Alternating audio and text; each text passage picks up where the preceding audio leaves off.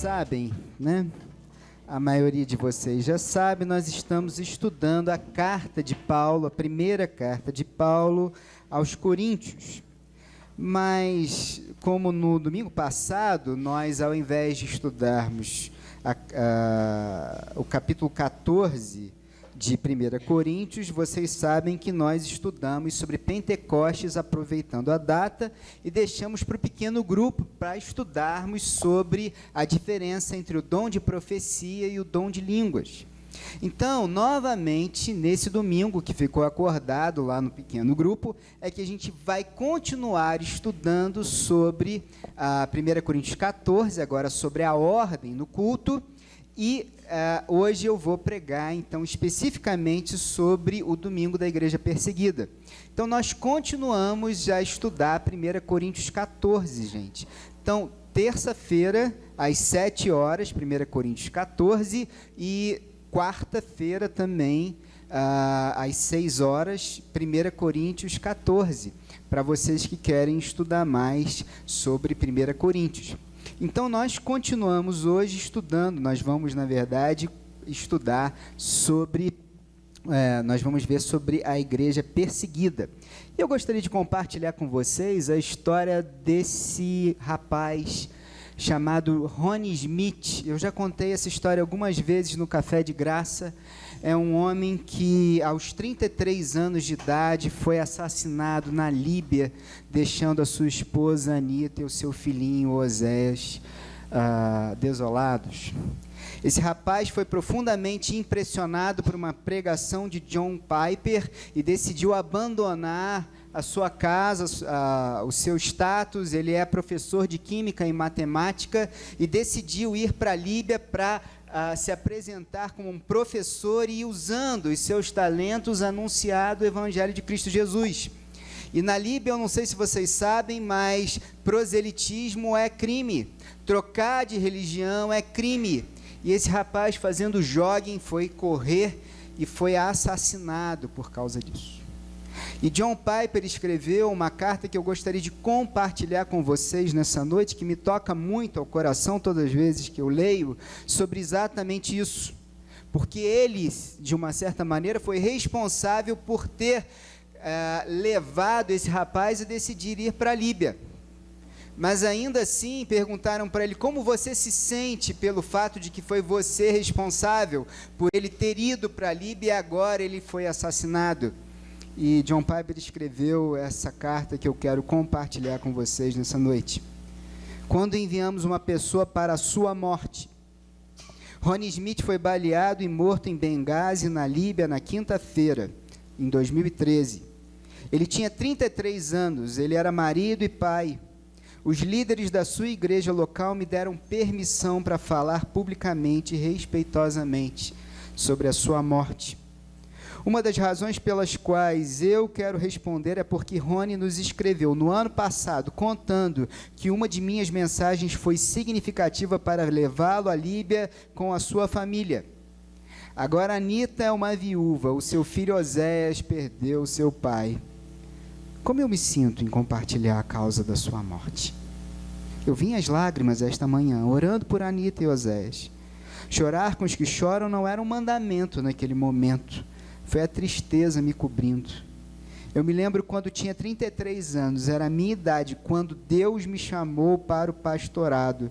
Eu estava começando o meu ministério, na mesma época em que o ministério de Ronnie terminou.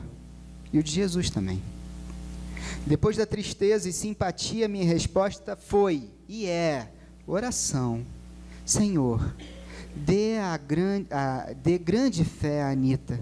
Ajude a chorar, mas não como aqueles que não têm esperança. Senhor, faça com que seu filho, esse pequeno companheiro, tenha orgulho de seu pai, que ele cresça emocionado por estar na linhagem desse homem. Que eles vivam das glórias de Romanos 8, deste mundo caído que espera com gemidos e a garantia sólida de que, apesar de sermos entregues à morte todos os dias, ainda assim, em todas essas coisas, somos mais do que vencedores em Cristo Jesus. Então, eu estou tranquilo. Rony não é a primeira pessoa que morreu fazendo o que eu os encorajei a fazer, e ele não será o último. Se eu achasse que a morte era a pior coisa que poderia acontecer a uma pessoa, eu ficaria desesperado de arrependimento. Mas a principal razão da vida de Rony é que há algo pior do que a morte. E por isso ele estava disposto a arriscar a sua própria vida para salvar os outros de algo muito pior. E ele pôde arriscar sua própria vida porque sabia que o risco de morrer daria a ele um eterno peso de glória. Ou como diz 2 Coríntios 4,17, porque a nossa leve e momentânea tribulação produz para nós um peso eterno de glória muito excelente, não atentando nós nas coisas que se veem, mas nas que não se veem, porque as que se veem são temporais e as que não se veem são eternas.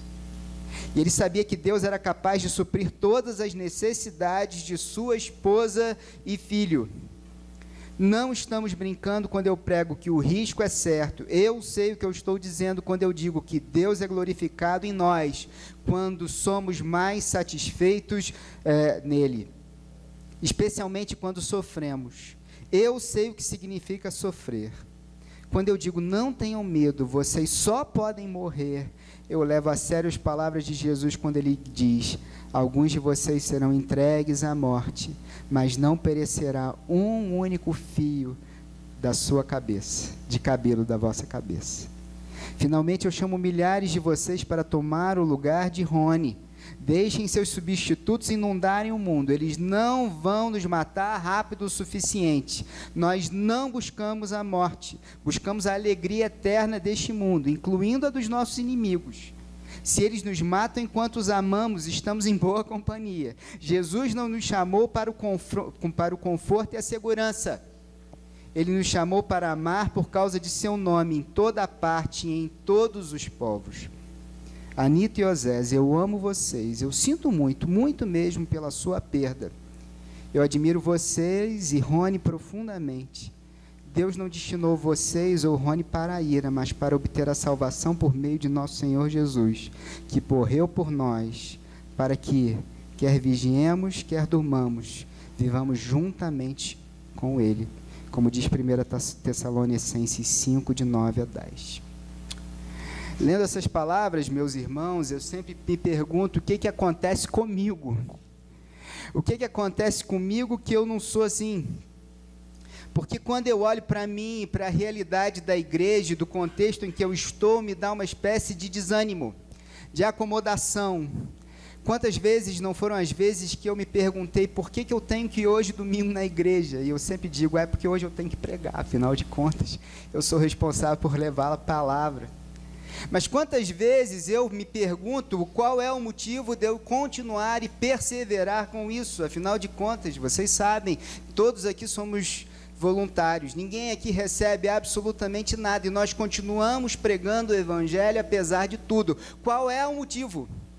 E quando eu olho para a igreja perseguida, eu me vejo numa situação em que eu me sinto muito pequeno diante deles, apequenado, porque eles têm vontade de estar juntos uns com os outros, encorajando uns aos outros.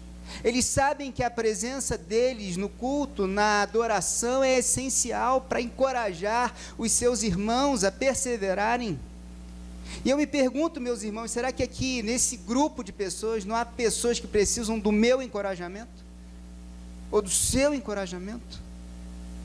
Então, porque muitas vezes nós não nos sentimos motivados a estar juntos aqui, a pregar do Evangelho, a encorajar uns aos outros. Muitas vezes, meus irmãos, eu não estou falando de vocês, eu estou falando de mim. Eu percebo que a minha vida é totalmente autocentrada e que muitas vezes as coisas do mundo são mais importantes do que as coisas de Deus. Enquanto nosso Senhor Jesus diz, juntai tesouros no céu, que a traça e a ferrugem não podem consumir, eu me pego tendo uma própria agenda em que as coisas do mundo, as coisas materiais, ou as coisas que me dizem respeito, são muito mais importantes do que as coisas de Deus. Ao passo que olhando para os meus irmãos da igreja perseguida, eu vejo que eles estão dispostos a abrir mão de status, a perderem seu casamento, a serem expulsos de casa, a perderem seus empregos, a terem risco de morrer, a terem sua vida vilipendiada, a terem as suas esposas sendo estupradas diante deles. Eles estão dispostos a fazer verdadeiros sacrifícios, porque Jesus é mais importante do que tudo na vida deles. Qual é o nosso problema? Que nós não temos isso aqui e não conseguimos viver essa vida que eles vivem. E quando eu olho para mim, eu vejo que nós, por coisas muito pequenas, somos capazes de cortar os laços da comunhão, porque alguém falou uma coisa e me aborreceu, ou porque eu senti que alguém fez fofoca de mim, ou porque alguém em algum lugar fez alguma coisa que me desagradou, eu logo corto os laços da comunhão e me retiro daquela congregação. Qual o problema conosco? Enquanto eles passam por verdadeiros problemas, perseguições, mortes, eles estão dispostos a perdoar os seus inimigos, perdoar os seus perseguidores. Será que a Bíblia tem resposta para mim e para você, meus irmãos? Será que a palavra de Deus tem algo para nos ensinar nessa noite? Pois eu gostaria de compartilhar com vocês a palavra de Deus em Romanos 12, a partir do versículo 9. E a gente vai ler na Nova Versão Internacional e convido você a deixar a sua Bíblia aberta nessa noite, enquanto nós lemos e pedimos a Deus que tenha misericórdia, mas que Deus nos exorte e que a gente saia daqui transformado. Amém? Diz assim a palavra de Deus. O apóstolo Paulo, escrevendo aos Romanos, disse assim: o amor deve ser sincero. Odeiem o que é mal e apeguem-se ao que é bom. Dediquem-se uns aos outros com amor fraternal. Prefiram dar honra aos outros mais do que a si próprios. Nunca lhes falte o zelo, sejam fervorosos no espírito, sirvam ao Senhor. Alegrem-se na esperança, sejam pacientes na tribulação, perseverem na oração. Compartilhe o que vocês têm com os santos em suas necessidades. Compartilhem com os crentes em suas necessidades. Pratiquem a hospitalidade. Abençoem aqueles que o perseguem, abençoem e não amaldiçoem. Alegrem-se com os que se alegram, chorem com os que choram. Tenham uma mesma atitude uns para com os outros. Não sejam orgulhosos, mas estejam dispostos a associar-se a pessoas de posição inferior. Não sejam sábios aos seus próprios olhos. Não retribuam ninguém mal por mal. Procurem fazer o que é correto aos olhos de todos. Façam todo o possível para viver em paz com todos. Amados, nunca procurem vingar-se, mas deixem com Deus a ira, pois está escrito: minha vingança, eu retribuirei, diz o Senhor. Pelo contrário, se o teu inimigo tiver fome, dele de comer, se tiver sede, dele de beber. Fazendo isso, você amontoará brasas vivas sobre a cabeça dele. Ele está citando Provérbios. Não se deixem vencer pelo mal, mas vençam o mal com o bem. Vamos orar, meus irmãos? Vamos orar. Amado e bendito Deus do universo, Senhor dos senhores, guarda-nos, que o Senhor esteja abrindo as nossas mentes e os nossos corações para a palavra que será proferida. Desafia-nos, Senhor, que a gente não saia daqui impunemente, mas que a gente saia daqui transformado. Que o Senhor, apesar das minhas falhas, dos meus defeitos, de tudo que eu sou incapaz de fazer ou viver, que o Senhor tenha misericórdia de mim para que eu mais uma vez possa pregar do Evangelho de Cristo Jesus. Me esconda atrás da cruz. Tem misericórdia de nós e que a gente saia daqui para ser sal da terra e luz do mundo. É assim que nós oramos, em nome de Cristo Jesus, nosso Senhor e Salvador. Amém. Meus irmãos, eu gostaria de compartilhar com você 3 instruções que o apóstolo Paulo deixa para nós nesse texto bíblico. 1, apegar-se ao que é bom. 2, ter alegria na esperança. E 3, vencer o mal com o bem. A primeira é apegar-se ao que é bom. E veja que no versículo 9 ele diz: apeguem-se ao que é bom. E ele termina esse capítulo dizendo: não se deixem vencer. Parece que existe um esforço que nós temos que fazer em perseverar. E ele deixa algumas instruções muito práticas sobre como nós devemos perseverar, tendo zelo, tendo fervor no espírito e mantendo o serviço ao Senhor. Muitas vezes eu e você precisamos isso mesmo, buscar, perseverar. Nós precisamos nos manter firmes em oração, caso contrário nós esmorecemos. Eu entendo que o apóstolo Paulo está ensinando para mim e para você que você e eu devemos perseverar, nos apegar, e caso contrário, nós vamos acabar deixando de fazer o que a gente deveria fazer.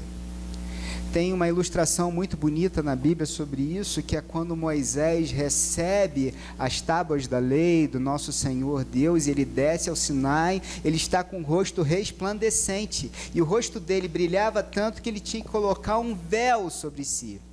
Mas o fato é que com o tempo foi passando e o rosto dele, o brilho foi evanecendo, foi diminuindo, mas ele continuou com o véu, porque ele não queria mostrar que ele estava ficando com o rosto cada vez mais diminuído, o brilho. Mas o que é interessante é que isso acontece comigo e com você também. Quando nós nos mantemos longe de Deus, quando nós nos afastamos de Deus, como nós estamos assim, estou com a Bíblia e não abro, quando a gente deixa de orar, quando a gente passa a não perseverar mais e meditar na palavra de Deus, essas coisas começam a acontecer. Quando a gente se afasta do nosso grupo de oração, quando nós não nos frequentamos mais e nós não damos mais força uns aos outros, parece que é exatamente isso que começa a acontecer comigo e com você. Quanto menos nós servimos uns aos outros, mais a luz de Deus deixa de brilhar em nós. Para dizer a verdade, não estou falando uma coisa nova. Quem disse isso foi o nosso Senhor Jesus. Ele disse: eu sou a videira, vocês são as varas. Se alguém permanecer em mim e eu nele, esse dará muito fruto. Me parece que o que Deus está falando para mim e para você é que Ele é como se fosse a própria eletricidade que está ali naquela tomada, e que se eu não estiver ligado na tomada, eu sou como uma lâmpada que eu apago, ou eu sou como aquele ventilador que quando você desliga, a pá vai diminuindo, até que ela finalmente para. Me parece que eu e você temos que permanecer em Deus, caso contrário, nós acabamos deixando de fazer aquilo que Deus gostaria. Nós começamos um trabalho numa igreja voluntária e daí a 2, 3 semanas a gente deixa de fazer esse trabalho voluntário. A gente se propõe a fazer discipulado com uma determinada pessoa e a gente arranja um monte de desculpa, mas a gente não continua discipulando aquela pessoa. Sabe o que é? É que os afazeres da vida, eles não me permitem fazer as coisas que eu deveria estar fazendo. Mas a palavra de Deus é tão clara: buscai primeiro o reino de Deus e a sua justiça, e todas as outras coisas nos serão acrescentadas. Parece que a gente começa a falar sobre os cultos de sábado e logo a gente vem em um culto, outro culto, e no terceiro culto tudo é desculpa para a gente ficar em casa. Me parece que eu e você estamos sempre procurando desculpas. E o que faltou para que a gente não tivesse constância e consistência? Faltou fervor, faltou perseverar na oração. Faltou entender que eu e você estamos numa grande luta, e que nossa luta não é contra carne ou sangue, mas contra principados e potestades, e que os exércitos do diabo estão ao nosso redor, fazendo todo o possível para que a gente não continue, e o único motivo, e a única maneira que a gente tem de perseverar é tendo fervor e mantendo-se firme na oração. Além disso, a gente vive criando coisas que são muito mais importantes do que as coisas de Deus. A gente vive andando desculpa porque a gente tem medo do porvir, que me leva ao próximo ponto da mensagem. A gente morre de medo do que vai acontecer. E o apóstolo Paulo, nesse texto, diz que nós devemos ter alegria na esperança. Bom, eu não sei como é que acontece com vocês, mas comigo acontece assim, já aconteceu muito na minha vida. Deus me diz, vai fazer isso. Eu digo, Senhor, agora eu não posso. Eu tenho que me formar. Agora a prioridade da minha vida é a minha formatura. A minha faculdade é minha prioridade. Vai fazer isso? Não, agora eu não posso. Agora eu estou no mestrado, o senhor tem que me ajudar. Não posso fazer isso. E agora é o doutorado.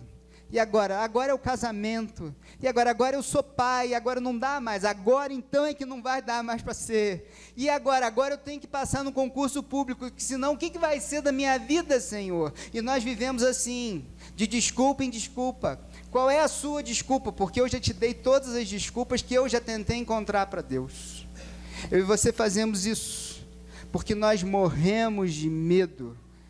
E o nosso Senhor Jesus diz para mim e para você, de que adianta o homem ganhar o mundo inteiro e perder a sua alma? Há uma bela ilustração sobre isso, sobre um homem que ele vivia preocupado com o futuro e o dia do amanhã. E aí, por algum motivo, a sua eira produziu em abundância. E aí ele disse, o que eu farei com todo esse produto do meu trabalho? Já sei. Vou destruir os meus celeiros e fazer celeiros ainda maiores. E direi à minha alma, descansa, folga, come e bebe. E aí um anjo do Senhor lhe diz, louco, hoje mesmo te pedirão a sua alma. Meus irmãos, a vida, como diz Tiago, é como um vapor que surge e logo se desvanece. A vida é assim, é um dom precioso de Deus. E se você não usar esse dom precioso de Deus agora, nesse momento, e colocar esse dom em andamento para que o reino de Deus seja propagado nessa terra, passa. Eu me lembro uma vez o Libério falando sobre isso.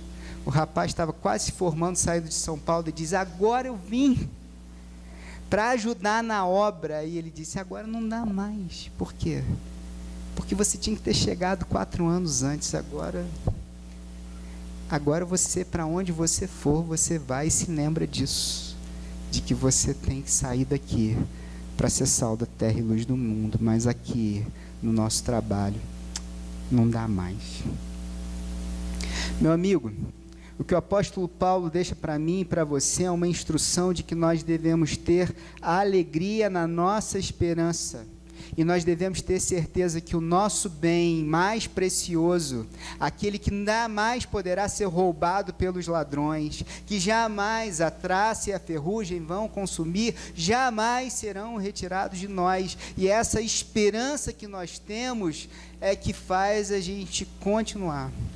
Vou dar um exemplo para vocês de uma história que eu vivo contando aqui e vou contar mais uma vez.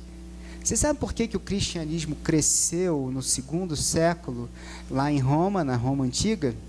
A história foi contada por um acadêmico chamado Rodney Stark, um sociólogo que escreveu um livro chamado O Crescimento do Cristianismo.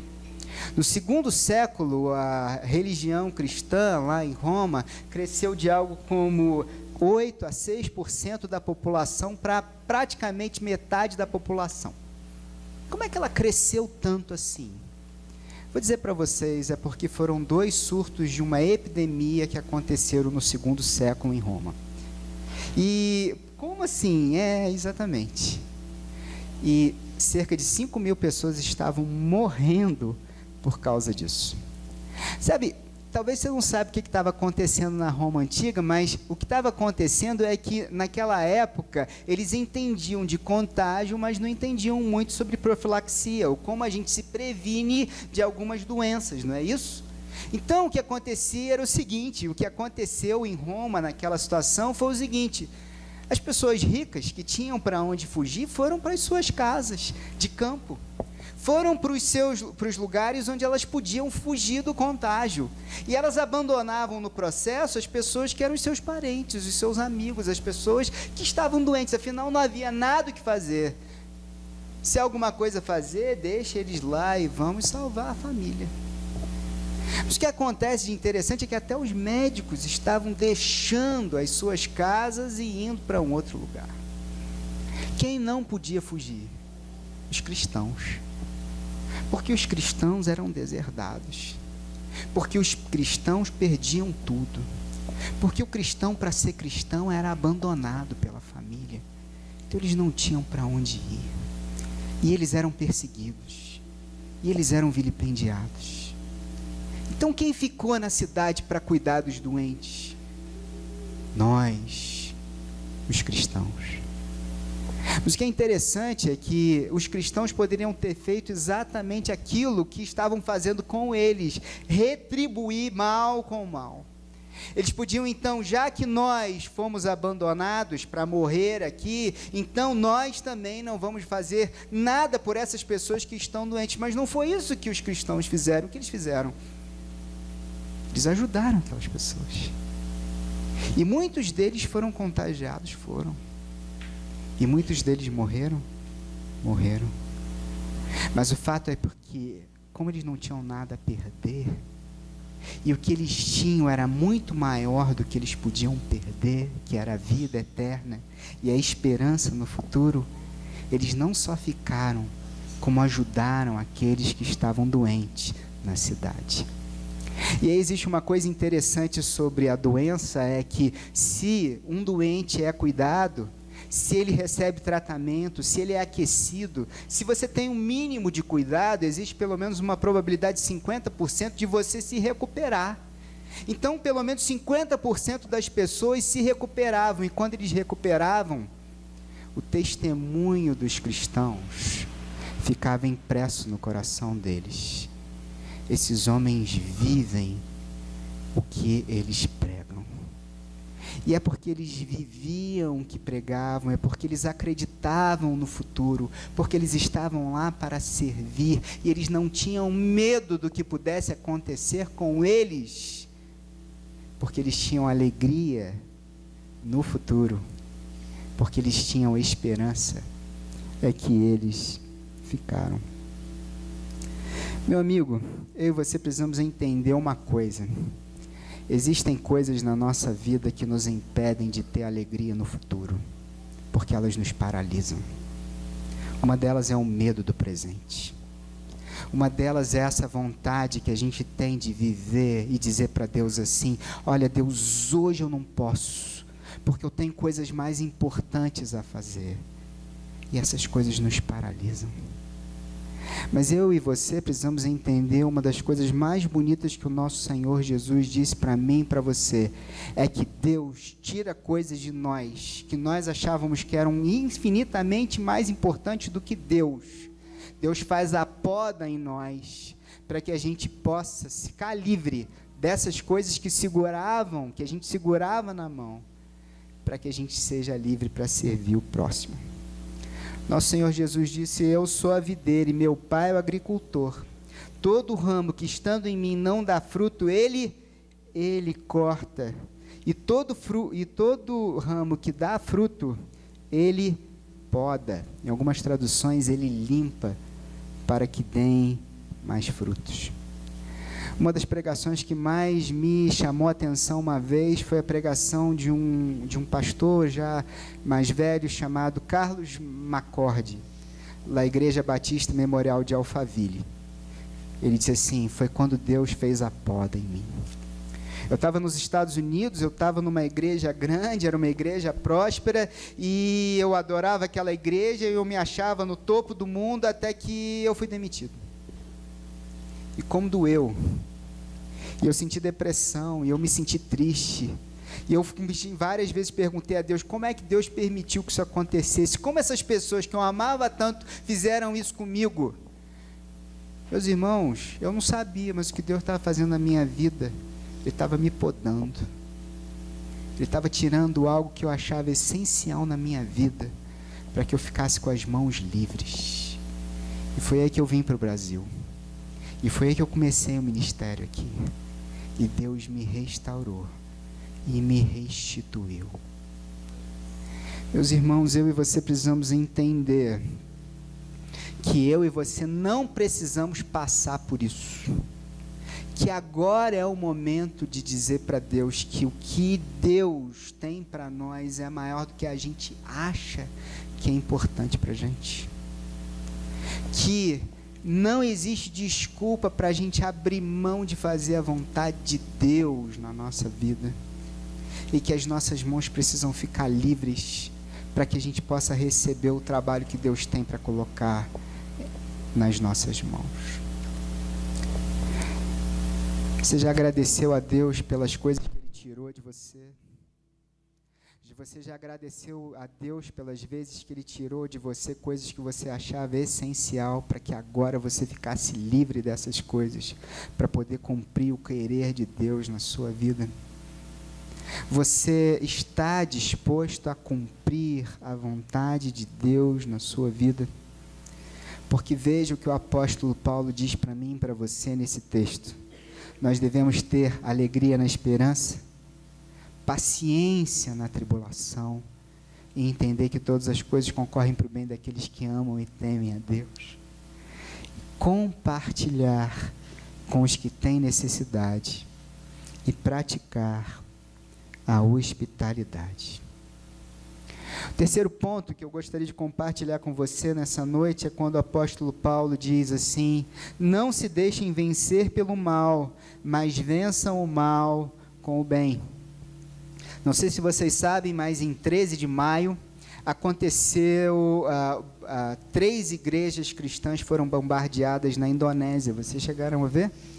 Uma igreja católica, uma igreja pentecostal e uma igreja protestante. Ele foi em todos os segmentos, né? Não faltou para ninguém. E o Estado Islâmico assumiu o atentado. Parece que foram 25 mortos e 50 feridos. Mas o que me impressiona, e quando eu olho para essa história, é as manifestações de perdão que começaram a surgir daquelas pessoas. Gente que perdeu a mãe no atentado, dizendo: eu perdoo as pessoas que fizeram isso com a minha mãe. Eu tenho certeza de que ela está num lugar muito melhor agora, e eu perdoo o que aconteceu. Porque, meus irmãos, quando eu olho para mim, eu faço uma análise verdadeira de quem eu sou, eu vejo que eu sou completamente diferente. Porque quando alguém me machuca, por mínimo que seja, eu quero exigir reparação. Se me roubaram a paz, me roubaram a alegria, a minha reputação, se roubaram de mim algo valioso, eu me esforço para exigir reparação. O que é impressionante é que eu não descanso e muitas vezes eu me frustro ao ver que aquela pessoa que me machucou continua bem, feliz, alegre. Afinal de contas, onde está Deus? Porque Deus permite que esse tipo de coisa aconteça. E o que é impressionante é que, quando eu faço isso, eu acabo causando muito mais mal a mim do que o mal que me causaram. Não sei se é assim com vocês, mas é assim comigo. Existe uma história que Tim Keller conta de uma menina de 16 anos que foi abusada pelo seu pai, e essa menina ela não conseguia perdoar o pai dela. E ele passou tempos em aconselhamento, tentando fazer com que essa menina conseguisse ter paz, ou recuperar um pouquinho da paz dela. Até que ele virou e se disse assim: sabe de uma coisa? Seu pai venceu. Sabe de uma coisa? Ele não tem mais condição de te machucar, porque vocês estão separados. É verdade. Ele já está longe de você e ele nunca mais vai ter condição de te machucar, mas o fato é, você permite. O fato é que enquanto você não se libertar e deixar e liberar esse perdão, ele vai continuar machucando você. Ele vai continuar causando dano a você e você continua sendo um refém desse seu pai. Você tem que se libertar. Primeira coisa que eu entendo que o apóstolo Paulo está falando para mim, para você, no caminho da paz, é que nesse esforço da separação, eu me sinto superior, eu julgo as pessoas e me considero superior a elas. E a base do perdão é eu entender que Deus é o único que tem o direito de julgar alguém. E eu sou tão falível como a pessoa que me machucou. Não sejam orgulhosos, diz o apóstolo Paulo, mas estejam dispostos a associar-se a pessoas de posição inferior. Não sejam sábios aos seus próprios olhos. Geralmente a gente olha isso e lê e diz assim: não, mas eu sou amigo daquela menina que não tem dinheiro. Não, mas eu sou amigo das pessoas que fazem faxina lá na minha casa. Não, mas leiam esse texto. Porque o que ele está falando é: não sejam sábios aos seus próprios olhos. Em outras palavras, não se achem melhores do que os outros. Ele não está falando só de condição social. Ele está falando de uma outra coisa. Ele está falando que eu e você, muitas vezes, quando alguém faz mal para a gente diz assim: eu no meu coração me sinto superior a você. E eu acho que eu no meu coração, se estivesse no seu lugar, se estivesse no seu lugar, não teria feito isso. Eu me sinto superior a você, e é por isso que eu exijo de você reparação. Mas a verdade é que eu e você precisamos entender uma verdade insofismável, que a gente não pode se enganar com isso.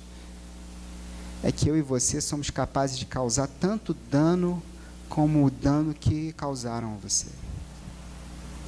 E que se você não consegue perdoar quem te machucou, a verdade é que você não recebeu o perdão de Jesus. Porque o perdão de Jesus é que Ele morreu na cruz quando você não merecia o perdão dEle. E mesmo assim, Ele estava disposto a te amar e te aceitar de volta. E quando eu paro para pensar nisso, eu começo a pensar nas picuinhas, nas dissensões e nos partidos, nas diferenças que nós temos nas igrejas e como elas podem ser contornadas através do amor. Como nos falta essa compreensão profunda do que é o amor de Deus, e como eu e você precisamos entender que o amor deveria ser o caminho para que a gente perdoasse as pessoas, para que as diferenças acabassem. Como é que isso, se nós entendêssemos isso, como é que os nossos casamentos seriam diferentes? Como é que os nossos relacionamentos no trabalho, na casa, com os nossos pais, mudariam se a gente entendesse isso? Porque eu acho que existem dois caminhos possíveis quando a gente é machucado. Uma é exigir reparação e não descansar enquanto eu não conseguir que aquela pessoa sofra o tanto que eu sofri. E eu vou me tornar refém disso. E eu não vou ficar satisfeito enquanto eu não ver aquela pessoa sofrer. Esse é um caminho. O outro caminho é morrer. É sofrer o dano. É levar sobre mim a dor. E não foi isso que o nosso Senhor Jesus fez? Ele levou sobre si as nossas dores. Ele levou sobre si o dano. Mas não há um milagre profundo nisso? Que Ele morrendo na cruz, estando completamente destruído, Deus o ressuscitou dos mortos e Ele viveu? O milagre maior é que eu e você precisamos entender é que Deus nos propõe no perdão a reconciliação, não só com Deus, mas com o mundo. Porque se Ele foi capaz de dar vida ao que estava morto, a ressuscitar o nosso Senhor Jesus da morte, Ele é capaz de fazer o mesmo conosco. Não há pessoa que, por mais quebrada e machucada que esteja, que Deus não possa reconstruir, fazer reviver, restaurar, ressuscitar dos mortos. Deus é capaz de ressuscitar você pelo poder dEle. Basta você acreditar de todo o coração.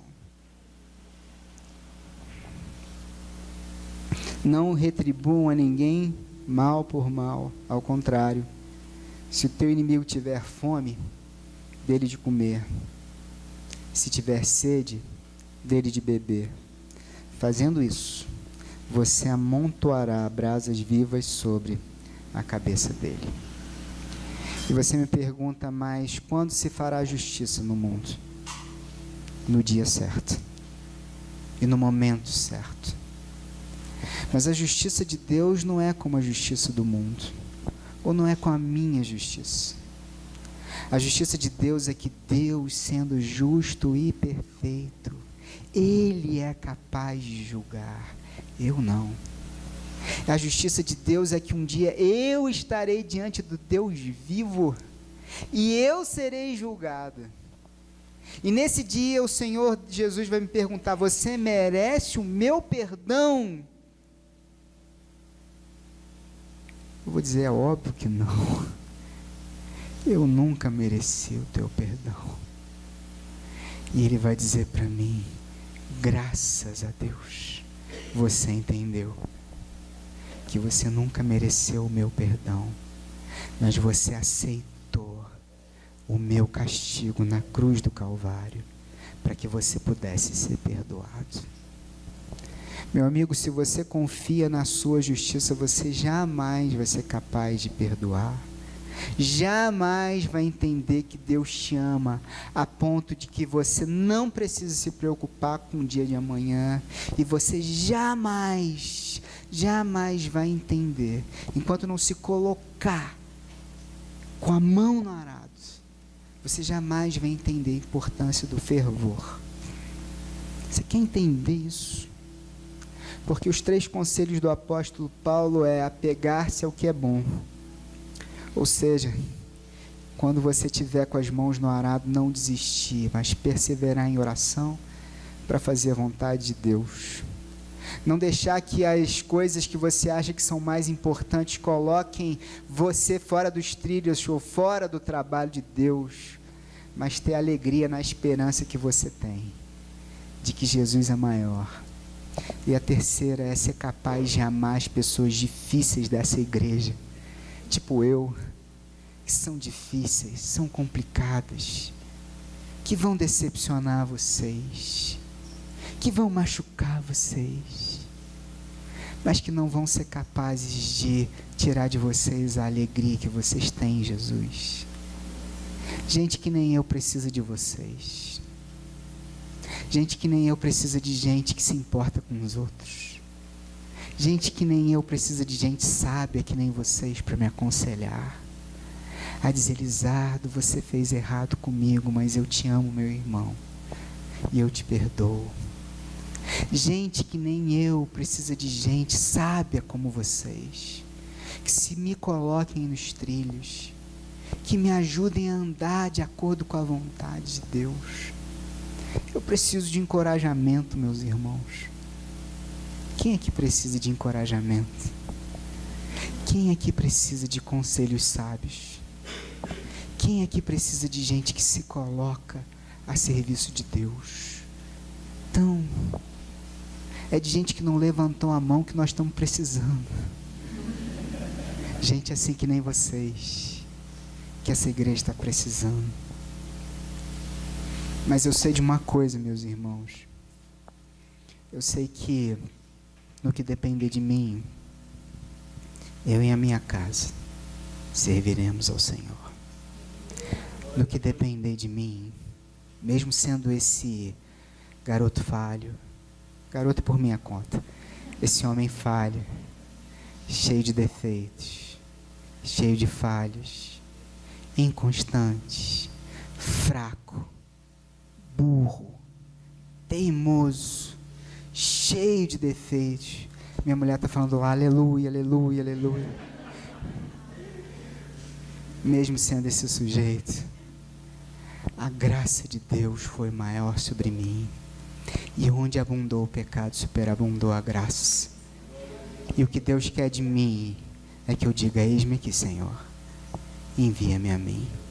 É isso que Deus está falando com você nessa noite. Vamos levantar, vamos orar a Deus.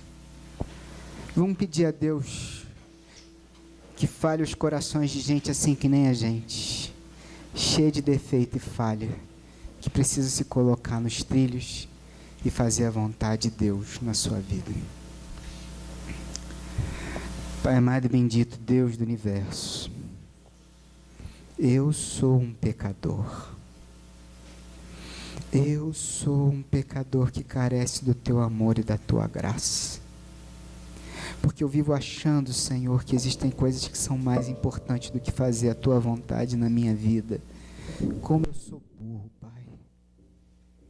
Eu quero fazer a tua vontade. Eu quero cumprir o teu querer. Eis-me aqui, Senhor. Envia-me a mim. Nós agora vamos cantar. Eis-me aqui, Senhor. Faz em mim o teu querer. E que essa igreja de coração sincero, movido pelo Espírito Santo de Deus, faça isso nessa noite.